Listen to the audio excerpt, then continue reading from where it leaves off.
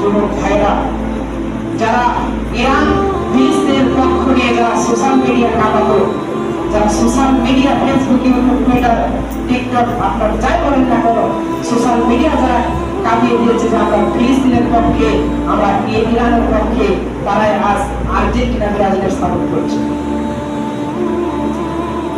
অথচ আপনি দেখেন এদের ভিতরে অনেক শিক্ষিত রয়েছে, বিশেষ করে ডাক্তার মাস্টার রয়েছে, এরা হচ্ছে একদম মূর্খ জাতি, এদের ভিতরে কোনো জ্ঞান নেই।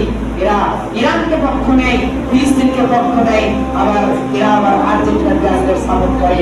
এটা হচ্ছে লজ্জাজনক।